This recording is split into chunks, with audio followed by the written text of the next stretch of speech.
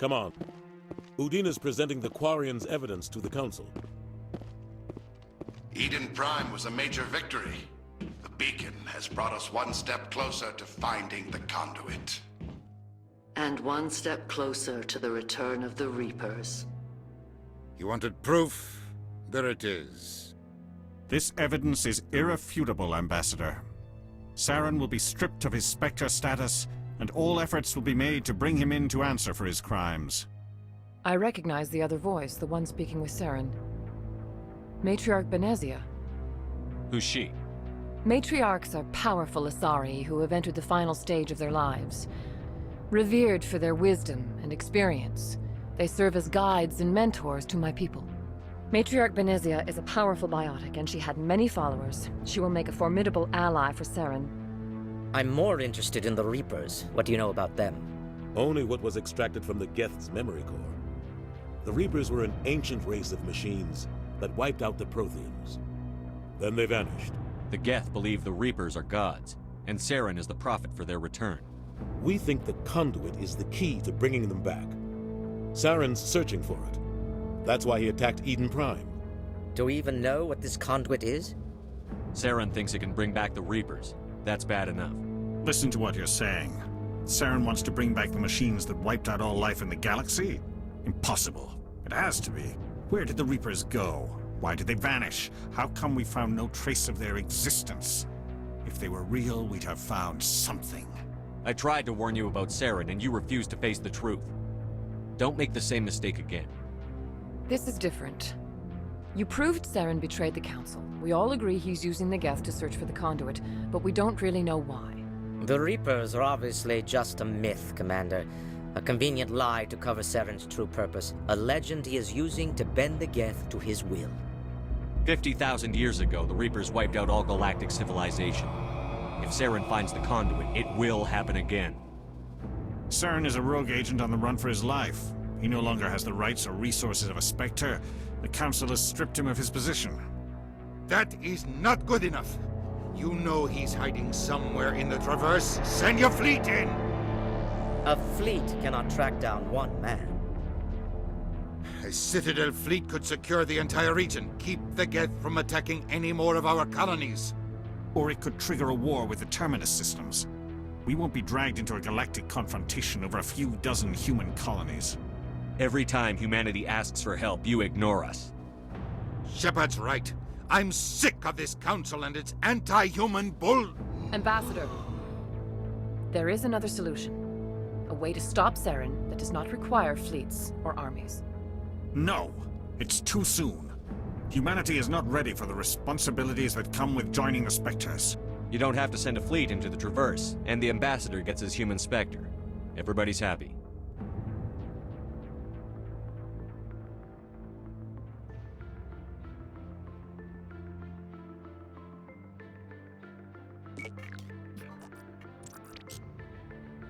Commander Shepard, step forward.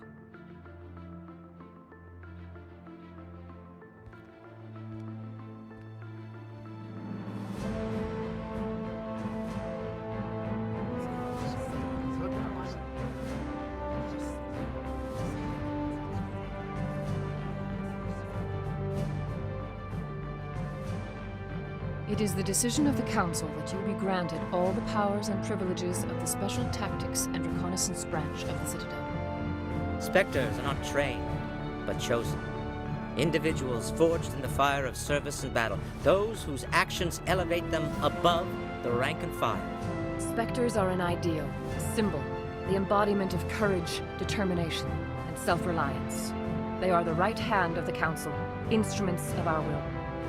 Spectres bear a great burden. They are protectors of galactic peace, both our first and last line of defense. The safety of the galaxy is theirs to uphold. You are the first human Spectre, Commander. This is a great accomplishment for you and your entire species. I'm honored, Counselor. We're sending you into the Traverse after Saren. He's a fugitive from justice, so you are authorized to use any means necessary to apprehend or eliminate him. Any idea where to find him? We will forward any relevant files to Ambassador Udina. This meeting of the Council is adjourned.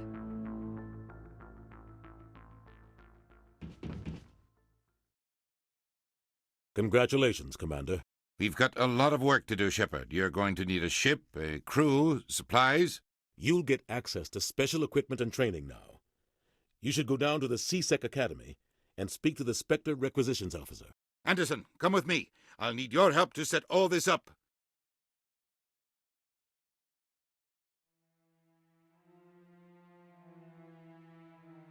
I thought the ambassador would be a little more grateful. He didn't even thank you. Until I find Saren, I haven't done anything. Come on. Right behind you, Commander.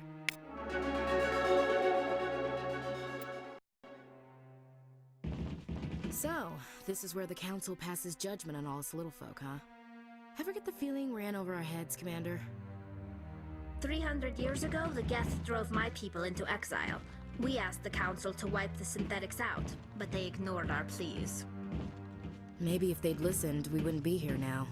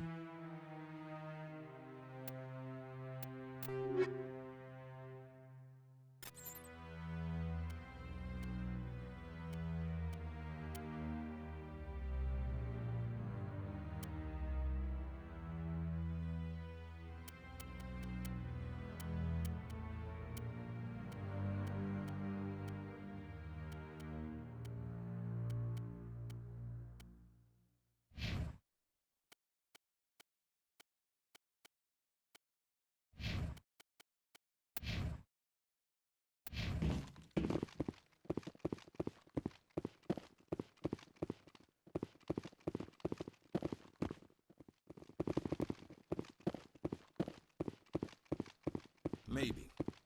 But I wouldn't believe... I hope he's okay. I'm on a break.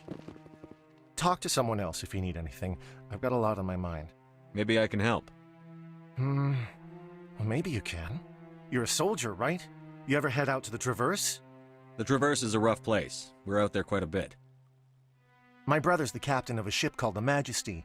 It was crossing the Traverse a few days ago when it disappeared. Just dropped right off the grid. And that usually means one of two things. They had massive mechanical failure, or they were attacked. Any idea why someone would attack them?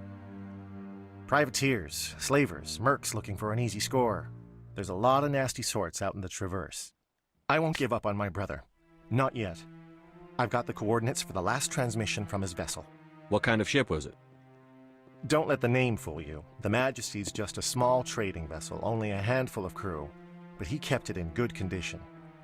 I don't think mechanical failure is too likely. But they don't have any real weapons or shields. If anyone did come after them, the Majesty'd be a sitting duck. What's in this for me? I can't afford to pay you anything. If I had that kind of cash, I'd have hired a recovery team to track him down already. Maybe you could look into this as a personal favor, you know? We humans have to stick together. Isn't anyone else looking into this? My brother's just a small independent trader. Ships like his disappear in the Traverse all the time. If your brother's still alive, I'll find him.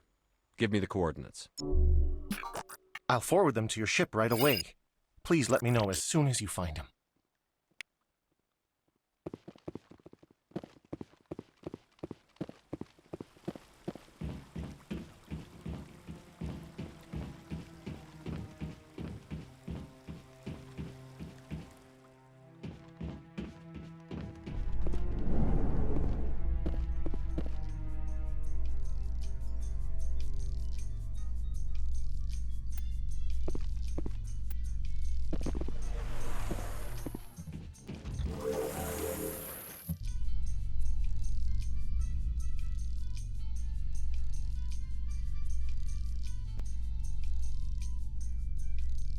In other news, Exogenicorp is still denying reports that one of their survey teams has gone missing in the Hades Gamma Cluster.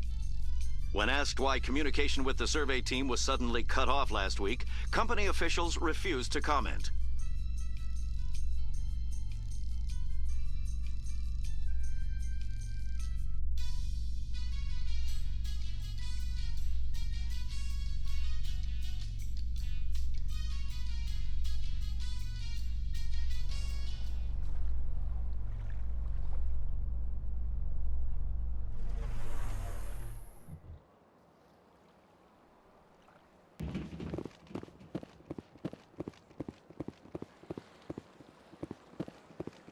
Please do not disturb the keepers.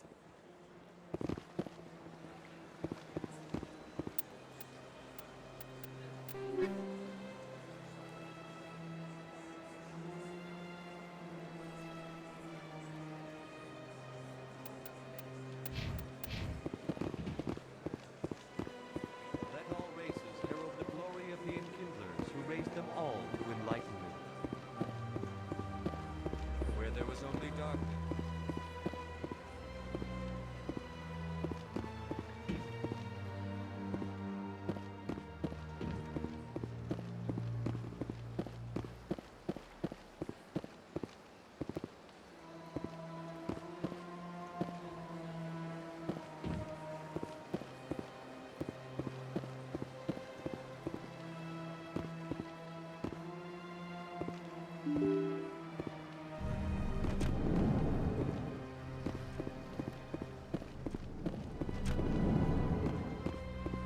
Hello again, Commander. Can I help you? I understand what you're trying to do, but holding the body is wrong. Commander, you of all people should understand how far we must go to protect humanity. Not if we lose our humanity in the process. I'm out there fighting to stop crap like this. All right, Commander. You win. It was hard enough refusing Mr. Bhatia. I'm not going to risk an incident by refusing you. Tell Samesh that the body is being shipped back to Earth. I'll go now to see to it myself.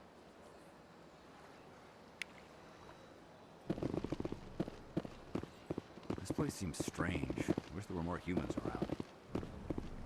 Hello, Commander. Can I get you something?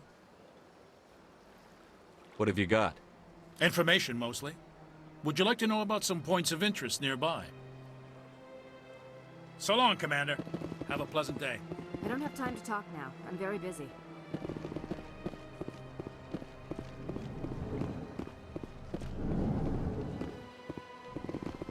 So they finally did it. I knew one of your kind would make Spectre one day.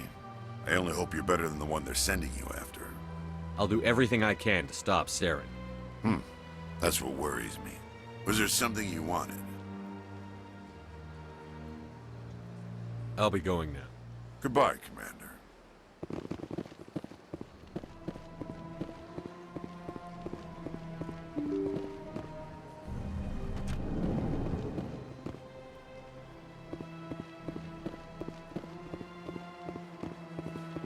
Hello again, Commander. Has there been any word? I reminded Mr. Bosker what we're fighting for. Your wife is coming home. Thank you. I will return home and begin my preparations. It does not bring me happiness, but it may bring me peace. Goodbye, Commander. Samesh, I don't know if this helps, but your wife, Nirali, loved you very much. She missed your cooking, and she played recordings of you every night before she went to sleep. I know, Miss Williams. But thank you. It's nice to hear it again.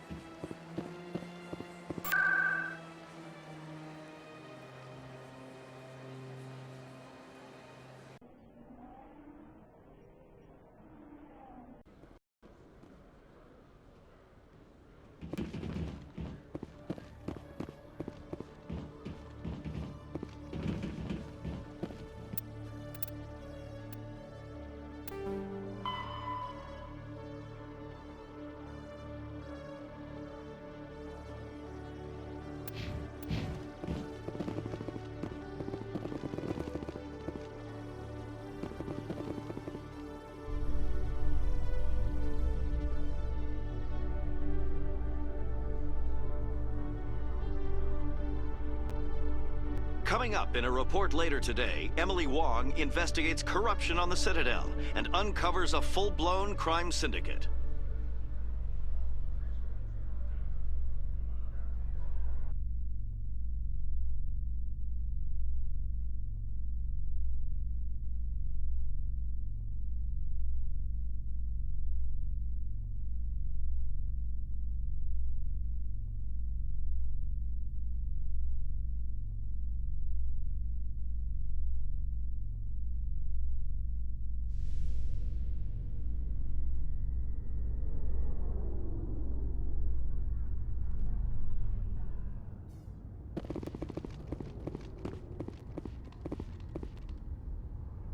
I've got big news for you, Shepard. Captain Anderson is stepping down as commanding officer of the Normandy. The ship is yours now. She's quick and quiet, and you know the crew. Perfect ship for a Spectre. Treat her well, Commander. I'll take good care of her, sir. I know you will, Commander. I want the truth. Why are you stepping down, sir? You needed your own ship. A Spectre can't answer to anyone but the Council. And it's time for me to step down. Come clean with me, Captain. You owe me that much. I was in your shoes 20 years ago, Shepard. They were considering me for the Spectres. Why didn't you ever mention this? What was I supposed to say? I could have been a Spectre, but I blew it? I failed, Commander. It's not something I'm proud of. Ask me later and I'll tell you the whole story. For now, all you need to know is, I was sent on a mission with Saren, and he made sure the Council rejected me. I had my shot. It came and went. Now you have a chance to make up for my mistakes. I won't let you down, sir. Saren's gone. Don't even try to find him. But we know what he's after. The conduit. He's got his Geth scouring the Traverse looking for clues.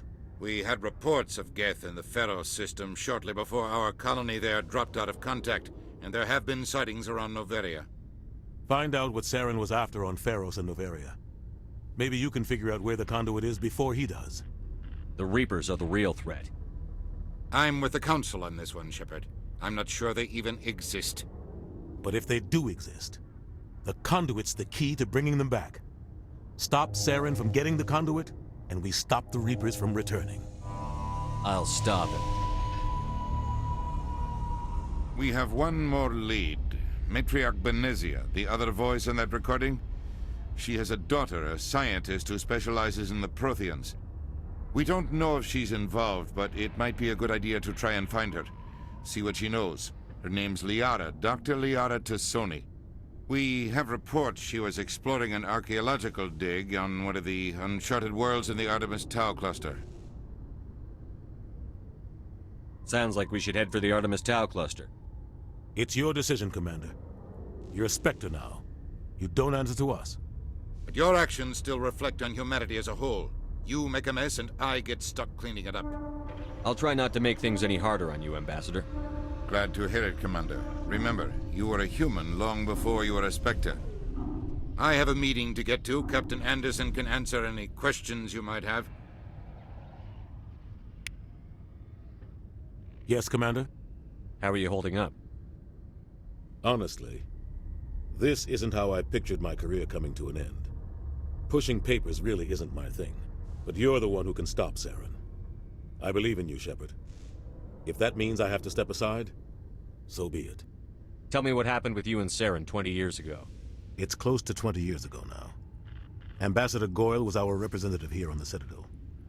Like Udina, she wanted to get a human into the Spectres. She chose me.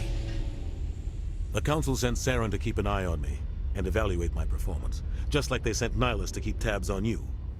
Why weren't you honest with me? It's not something I'm proud of. I had a chance to become the first human Spectre, and I failed. Saren made sure of that. I think I deserve the whole story. We had intel on a rogue scientist being funded by Batarian interests. He was trying to set up a facility to develop illegal AI technology out in the Verge. Alliance intel had done all the work, but the Council wanted a Spectre involved. We compromised. I was assigned to help Saren in his investigation. We tracked the scientist to a refining facility on Kamala. He was hidden away somewhere inside, protected by an army of Batarian mercenaries. The plan was simple.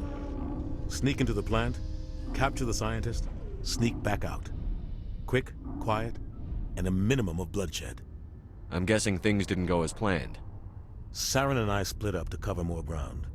Then about halfway through the mission, there was a massive explosion in the refinery core.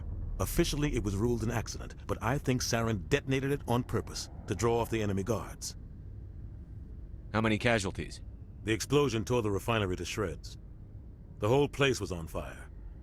Black chemical clouds poured out into the atmosphere. Nobody inside survived. There was a camp for the workers and their families nearby. Between the fires and the toxic fumes, the final death count was over 500. Mostly civilians. Saren didn't care. The target was eliminated, mission accomplished, and I ended up taking the blame. That ended all talk of me joining the Spectres. Saren caused the explosion. How'd he pin it on you? In his report, Saren accused me of blowing his cover. He said it was my fault the guards were ready for us. He claimed that's why it turned into a massacre. Saren's report was all the proof the Council needed to kill my chances of becoming a Spectre. Don't blame yourself, Captain. I don't. I blame Saren. I think he wanted things to go bad. He was looking for an excuse to blow that refinery. Maybe he just likes the violence. Maybe he was just trying to make me look bad to keep humans out of the Spectres. If so, he pulled it off. Why'd you let him get away with it? Who do you think the Council was going to listen to? Me? Or their best agent? I had a bad feeling about him right from the start. I should have been more careful. Maybe I could have stopped things before they got out of hand. Don't blame yourself, Captain. I don't. I blame Saren. Maybe he just likes the violence. Maybe he was just trying to make me look bad. The only thing I care about is stopping Saren. You're right, Commander. It's no good living in the past. I want to know the truth about you and Saren. I want to know about the mission. The plan was simple. Sneak into the plant. The only thing I care about You're is right, stopping. Commander. It's no good living in the past. Any extra intel you can give me on our colony at Pharos? The entire planet used to be one giant Prothean city. Mostly ruins now. But some of the infrastructure is still intact. The colony tried to build on what the Protheans left behind. We lost all contact with them when the Geth attacked. What do you know about the Artemis Tau cluster? Not much. I've never been there myself. A handful of systems with a few small, uncharted worlds, but no real colonies. Might not be easy finding Dr. Tassoni out there. My advice is to look for the world with the Prothean ruins. What can you tell me about Novaria? Novaria's trouble. Always has been. The whole planet's basically a center for corporations to conduct illegal research. Watch your back there, Shepard. Spectres are about the only form of Citadel authority Novaria respects. But they aren't popular. I should go.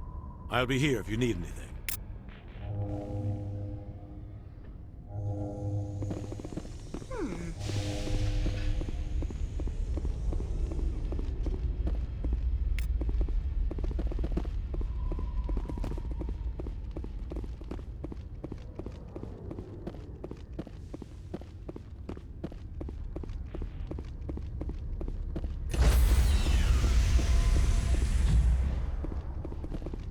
Stand by, shore party. Decontamination in progress. I heard what happened to Captain Anderson. Survives 100 battles and then gets taken down by backroom politics. Just watch your back, Commander. Things go bad on this mission, you're next on their chopping block. Captain Anderson should be the one in charge. It's like I'm stealing the ship from him. Yeah, the captain got screwed.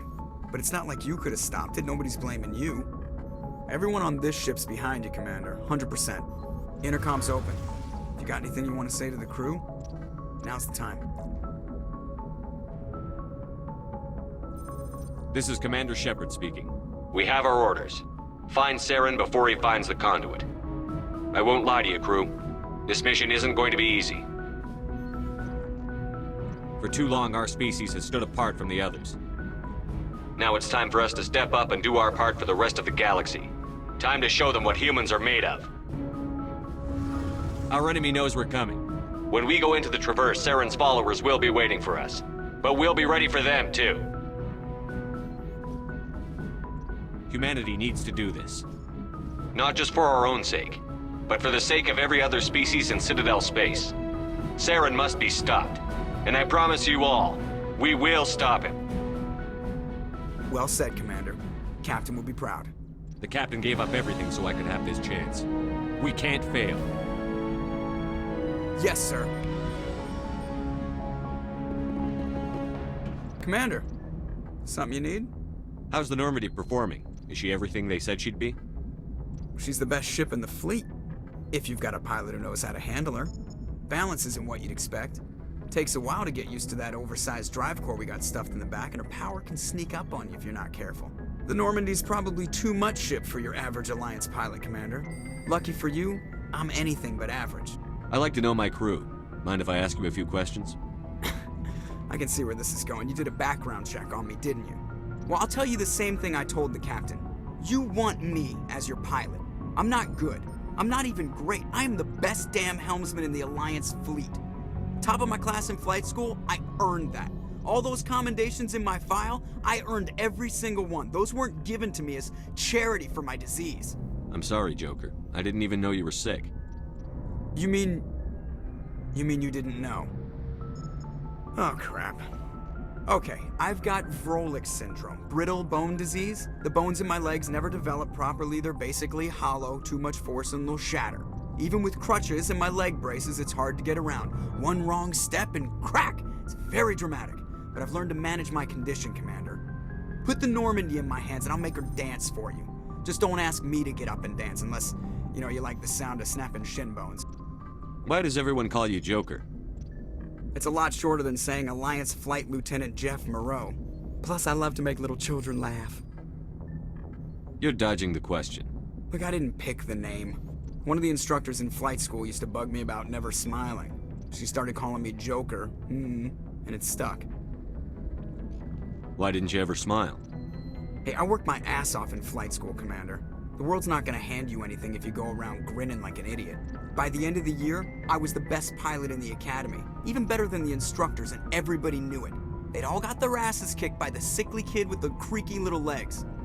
One guess who was smiling at graduation? I need to know more about this Vrolik syndrome if I'm putting my ship in your hands. Yeah, of course you do.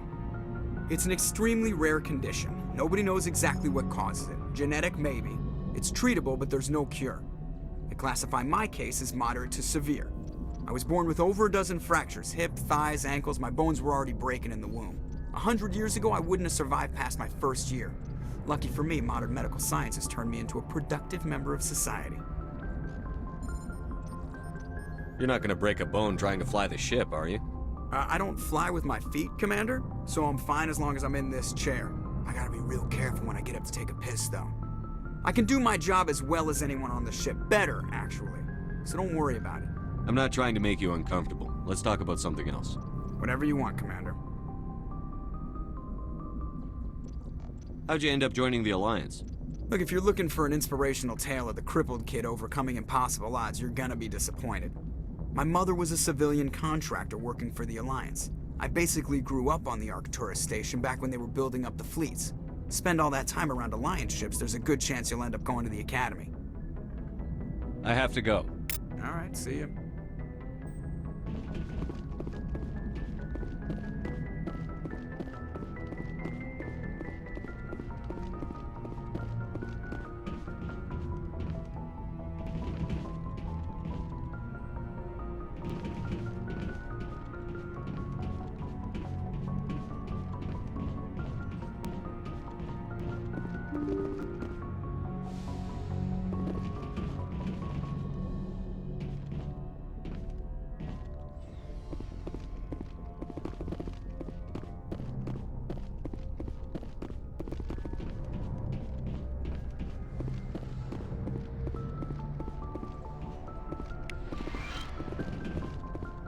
Yes, Commander? Is there something you need? How did you end up serving on an Alliance ship? I enlisted right out of med school. Earth always seemed boring to me. Too safe, too secure. I figured the colonies were teeming with exotic adventure. I wanted to travel the stars, tending the wounds of tough soldiers with piercing eyes and sensitive souls. Turns out military life isn't quite as romantic as I'd imagined. But humanity needs the Alliance if we want to keep expanding through the Traverse, and the Alliance always needs good doctors. So I stayed on to do my part. Ever think you made the wrong choice? Sometimes I think about opening a private practice back on Earth, or maybe taking a position at one of the new med centers out in the colonies. But there's something special about working on soldiers. If I left the Alliance now, I'd feel like I was abandoning them. How well do you know the Lieutenant? I'd never worked with him before this mission, but he has an impressive service record, over a dozen special commendations. Tends to keep to himself, though. Maybe because of the headaches. It's not easy being an L2. What does that have to do with it? Well, most biotics now use the L3 implants. Lieutenant Alenko was wired with the old L2 configuration. Sometimes there are complications. What kind of complications? Severe mental disabilities, insanity, crippling physical pain. There's a long list of horrific side effects. Caden's lucky. He just gets migraines. I should go. Goodbye, Commander.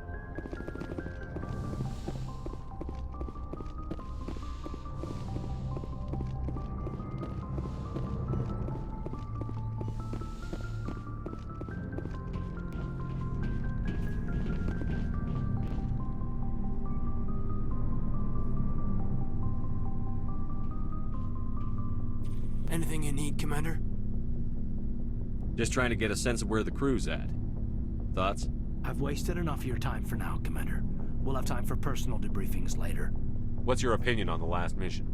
I don't see how we could have done things any better. At least not without getting to Eden Prime sooner. And we were on the scene faster than any other Alliance ship could have been. We'll talk another time, Lieutenant. Commander?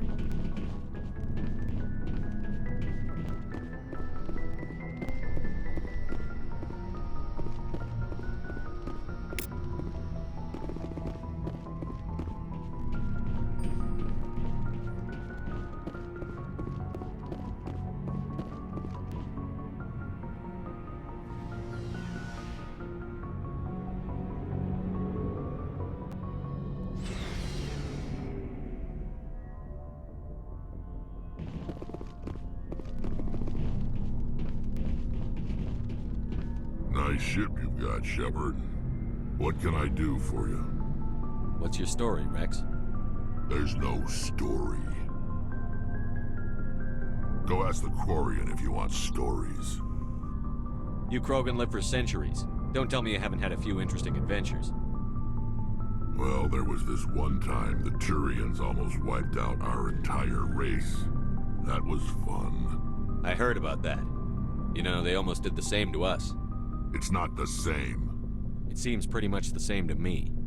So your people were infected with a genetic mutation? An infection that makes only a few in 1,000 children survive birth? And I suppose it's destroying your entire species? I suppose it isn't all the same. I don't expect you to understand, but don't compare humanity's fate with the Krogan.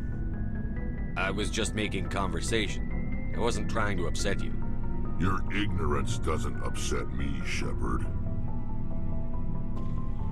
As for the Krogan, I gave up on them long ago. The genophage infected us, but it's not what's killing us. Are your people really dying? We're sure not getting any stronger. We're too spread out. None of us are interested in staying in our own system. Lots of species have left their homes and prospered. But they go to colonize new worlds. We're not settlers. We're warriors. We want to fight. So we leave. Hire ourselves out. And most of us never go back. What can you tell me about the genophage? Ask the Solarians if you want details. They made it. All I know, it makes breeding nearly impossible. Thousands die in stillbirth, and most never get that far. Every Krogan is infected. Every one. And no one's rushing to find a cure. Why don't the Krogan try to find a cure?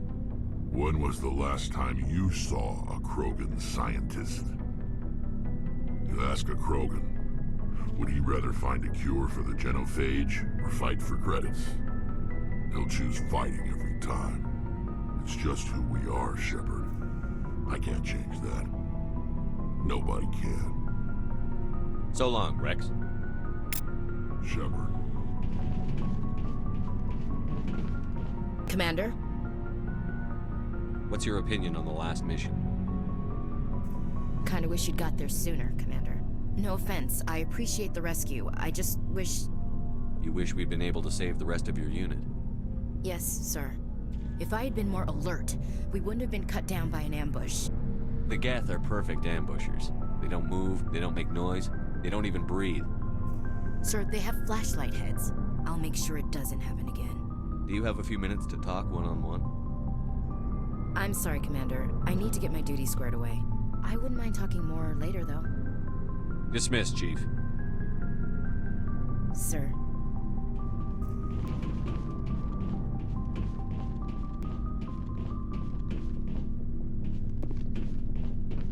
Looking for supplies? How often will you get new items? Well, that depends on how many licenses you've purchased. But I'll rotate items on a regular basis regardless. And anytime we land someplace with a big enough port, I'll buy, sell, and trade whatever I can. Check back often. I need to move items quickly, so only the most basic items will be stocked consistently. What are licenses? Why do you need them? Manufacturers sell licenses. Each license allows me to buy and sell a certain brand of products. I already have several basic ones, but you'll need to buy more if you want me to bring in different brands. Many of the best licenses are hard to get, but they're well worth the cost if you can find them. What do the different manufacturers offer? There are too many for me to keep track of, but each license will explain what it's good for. Let's see what you've got. You bet, Commander.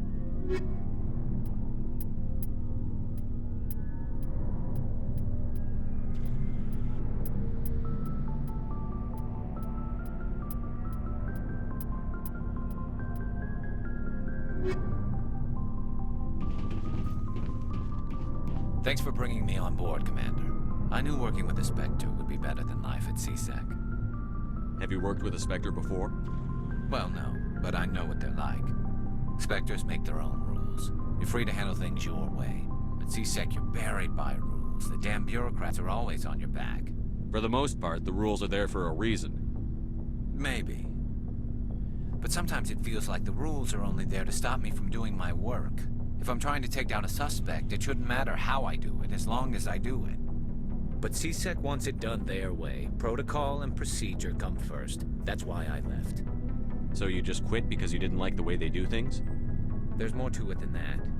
It didn't start out bad, but as I rose in ranks, I got saddled with more and more red tape. CSEC's handling of Saren was typical. I just couldn't take it anymore.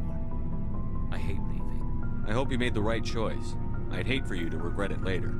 Well, that's sort of why I teamed up with you. It's a chance for me to get off the Citadel, see how things are done outside CSEC. Either way, I plan to make the most of this. And without CSEC headquarters looking over my shoulder, well, maybe I can get the job done my way for a change. If getting the job done means endangering innocent people, then no. We get the job done right, not fast. Got it? I wasn't trying to. I understand, Commander.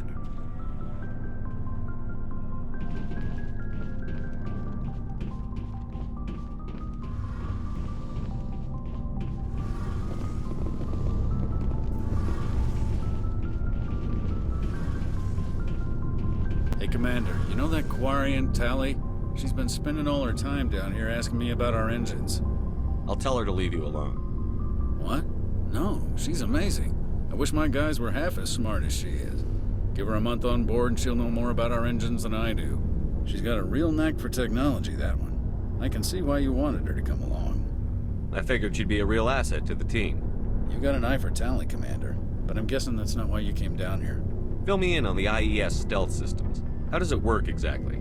You can't hide a ship out in space. They emit too much heat and radiation. Too easy for sensors to pick them up, unless you find a way to capture those emissions. So our stealth systems trap the energy we give off in storage sinks built into the ship itself. No emissions to give away our location. Eventually the sinks have to be vented. More than a few hours silent running and they overheat. Cook us inside our own hull. There's no way for anyone to detect us?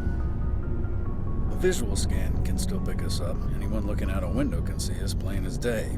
But you have to be pretty close to get an actual visual out in space. Most vessels rely on scanners. As long as the stealth systems are engaged, they can't see us. Not unless we accelerate to FTL speeds. Why doesn't it work with faster-than-light travel? Cranking up to FTL blue shifts our emissions, pushes them into frequencies too high to capture in the sinks. As soon as we make the jump, it's like setting off a flare. Sensors can pick up our location whenever we enter or exit FTL flight, but for short-range missions, our stealth systems are amazing, and we've got the only one. Where else have you served, Adams? If you name a class of Alliance ship, I've probably served on it. Everything from dreadnoughts and carriers right down to frigates like the Normandy. My last assignment was on the Tokyo, only a cruiser, but she was a good ship. Couldn't hold a candle to the Normandy, though. I want to know more about the Normandy. She's the best ship I've ever served on, probably the fastest vessel ever designed. And she's the only one using the new Tantalus drive core. What's so special about the Tantalus drive core? Proportionally, it's about twice the size of any other vessel. Not only are we faster, we can run at FTL speeds longer before we have to discharge the core. Carry on, Adams. Aye, aye, Commander. Your ship's amazing, Shepard. I've never seen a drive core like this before. I can't believe you were able to fit it into a ship this small. I'm starting to understand why you humans have been so successful. I had no idea Alliance vessels were so advanced. The Normandy's a prototype. Cutting-edge technology. A month ago, I was patching a makeshift fuel line into a converted tug ship in the flotilla. Now, I'm sitting on board one of the most advanced vessels in Citadel space. I have to thank you again for bringing me along. Traveling on a vessel like this is a dream come true for me. I had no idea you found ship technology so interesting. It comes with being a Quarian. The migrant fleet is the key to the survival of my people. Ships are our most valuable resource. But we don't have anything like this. We make do with cast-offs and second-hand equipment. We just try to keep them running for as long as we can. Some of the fleet's larger vessels date all the way back to our original flight from the Geth. I can't believe your fleet's still using ships that are 3 centuries old. They're constantly being repaired, modified, and refitted. They aren't pretty, but they work. Mostly. We've tried to make ourselves as independent as possible on the flotilla. Grow our own food, mine, and process our own fuel. But some things we just can't make on our own. A patch to maintain the hull integrity requires raw materials we just don't have.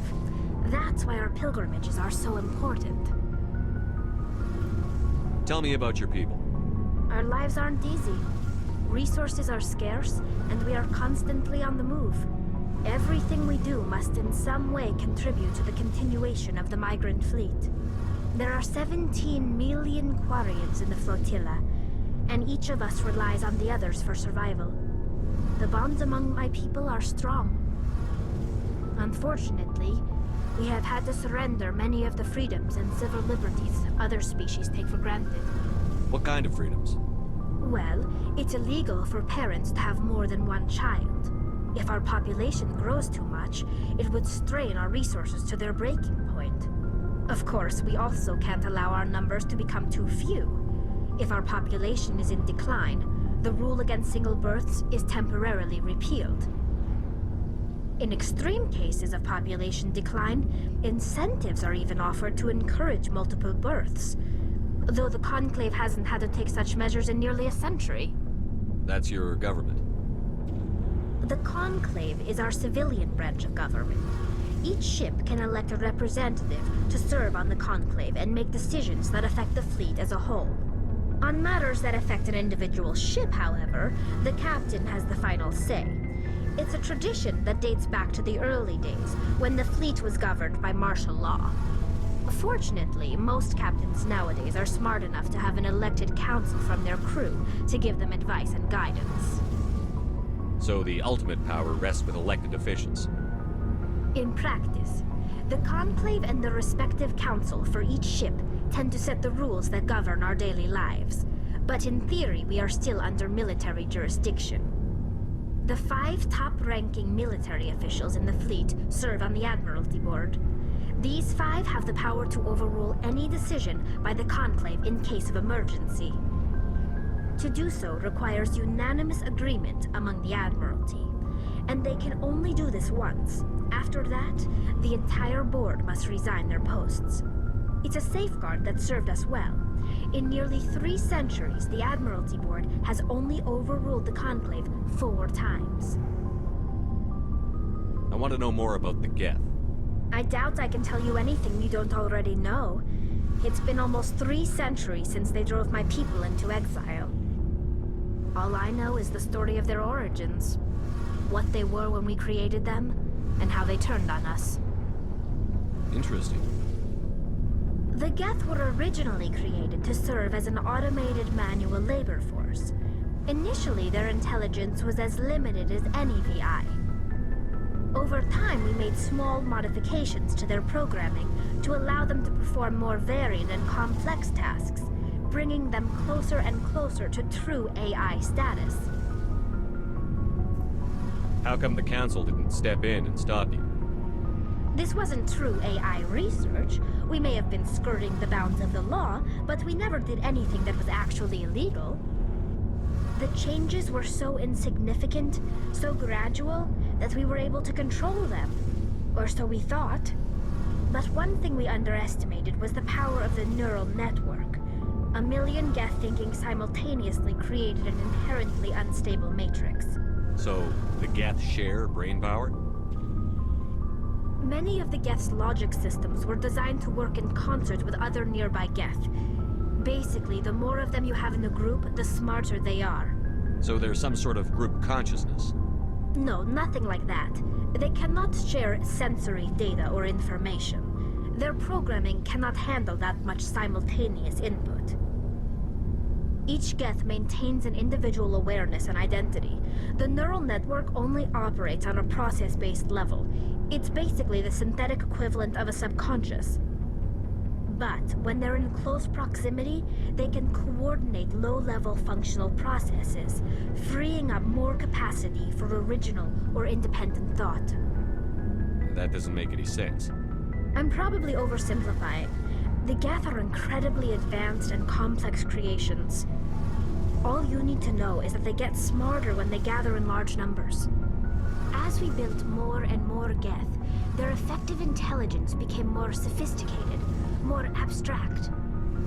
One day, a Geth began to ask its Quarian overseer questions about the nature of its existence. Am I alive? Why am I here? What is my purpose? As you can imagine, this caused a near panic among my people. I don't see what's so bad about those questions. The Geth were created to engage in mundane, repetitive, or dangerous manual labor. That's fine for machines, but it won't satisfy a sentient being for long. The Geth were showing signs of rudimentary self-awareness and independent thought. If the Geth were intelligent, then we were essentially using them as slaves. It was inevitable the newly sentient Geth would rebel against their situation. We knew they would rise up against us, so we acted first. A general order went out across all Quarian-controlled systems to permanently deactivate all Geth. The Geth responded to this order violently. You can't blame them for fighting for their survival. We had no other choice. The Geth were already on the verge of revolution. By acting quickly, we had a chance to end the war before it began. The hope was that most of the Geth would still be little more than machines, incapable of organized resistance. But they had progressed much further than anyone anticipated. The war was long and bloody. Millions upon millions of Quarians died at their hands. In the end, we were forced to flee our own homeworld. We feared the Geth would pursue us, but they never came beyond the Veil. Now we drift through space, exile searching for a way to reclaim what was once ours. It's hard to feel sorry for you. Your ancestors tried to wipe out another species. We made a mistake when we created the Geth in the first place, but we did not make a mistake when we went to war against them. If we had not acted, they would have wiped us out. They're a synthetic life form. They have no use for organics. None. Why do you think they cut themselves off from the rest of the galaxy? Why do you think they've killed every organic being who's ever tried to contact them? I didn't mean to offend you. I'm sorry. I didn't mean to get so worked up. Most Quarians tend to have pretty strong opinions about the Geth. I want to know more about the pilgrimage. When my people reach maturity, we leave our birth ships and seek acceptance with a new crew. It's necessary to maintain genetic diversity among the fleet. But no ship wants to accept someone who will be a burden on them. So, to prove our worth, we embark on a pilgrimage. We set out alone, leaving the flotilla and our families behind us. We only return once we have found something of value we can bring back to the fleet. This is presented as a gift to the captain of the respective ship we wish to join. If the gift is accepted, we are welcomed into the crew. Can a captain choose to reject the gift? That doesn't happen often. Most captains are eager to increase the size of their crew. It increases their own standing in our society. Even when a gift is not particularly valuable, the captain usually accepts it out of a sense of tradition.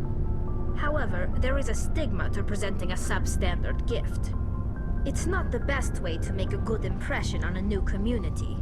Most pilgrims don't return until they find something worthwhile. I can't believe they just send you off alone. It's not like they just cast us out. Before we leave, we are given lessons in how to survive outside the flotilla, and given gifts to help us on our journey. We also receive implants to fight off sickness and disease. Generations of living in an isolated and highly controlled environment have left our immune systems weaker than most. By the time we leave the fleet, we are well equipped for the pilgrimage. This is a rite of passage for all Quarians. If it were dangerous, our numbers would suffer. Virtually every pilgrimage ends with a triumphant return and the ritual presentation of the gift to one of the fleet's captains. I want to talk about something else. Like what? I should go. See you later.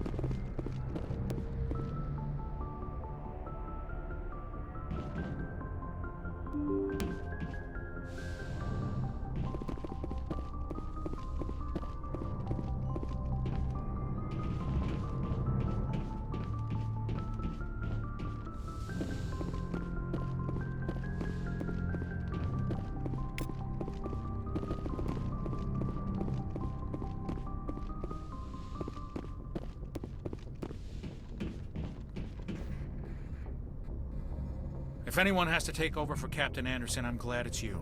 I'm not sure about having non-humans on our ship, though. We're all on the same team here, Presley. With all due respect, sir, that's what they said about Nihilus. Look how that turned out. I'm in charge here, Presley. I decide if we have non-humans on this vessel. Yes, sir. Understood, sir. Speak freely, Presley. I want to know if you have a problem with non-humans. It's not that, Commander. Humanity has always handled its own problems. Saren attacked one of our colonies. We should be the ones to stop him. We don't need their help. Some people think asking for help is a sign of weakness. That's just being stupid and stubborn. No matter how strong you are, allies can make you stronger. I guess so. Maybe I'm just stuck in the old ways of thinking. But don't worry, Commander. This won't be a problem. How did you end up assigned to the Normandy? I signed up with the Alliance as a navigator right out of school. Following in my grandfather's footsteps, I guess.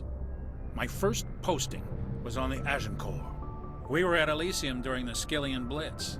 A massive fleet of alien raiders hit the colony, trying to wipe it out. They had the numbers, but their ships were no match for an Alliance frigate. It was a slaughter. We couldn't even keep track of how many ships they lost. How'd you end up on the Normandy? I got my officer's commission after Elysium. Must have made an impression on the right people. Captain asked for me when he was picking his crew. Carry on, Presley. Yes, sir.